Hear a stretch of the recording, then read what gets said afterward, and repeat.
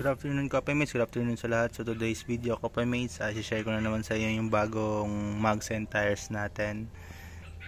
So may nagbenta ka sa akin ng brand new mugs worth 12k, so binili ko na lang, no.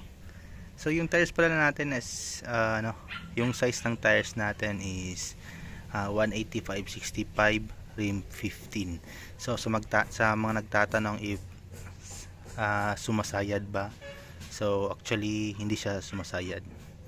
So tama lang po yung offset niya, hindi masyadong outer. So for sure may nagtatanong bakit tayo nagpalit. So ito yung reason natin, since yung kape natin is hindi na masyadong ginagamit, pang sundo at pamalengke na lang po siya. So nag-decide ako na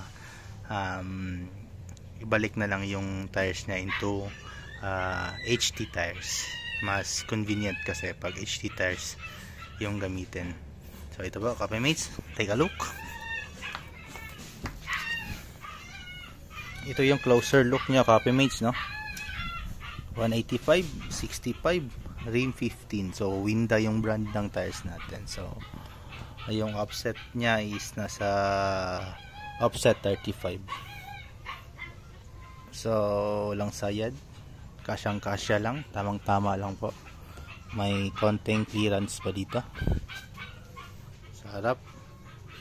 So sa mga nagpaplanong mag 185/65 brother, pwede naman. So magva-vary lang po yan sa offset ng mugs po.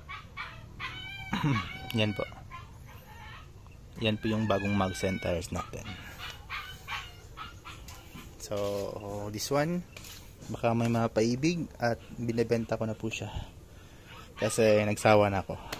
So nagamit ko din siya ng mga around 1 year and 6 months. So yan po yung spikes niya, masyadong makapal pa po. Yan, Fortune tires rim 13.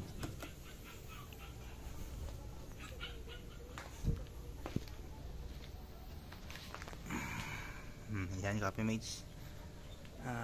Pang city driving niya lang po talaga itong kape natin ngayon.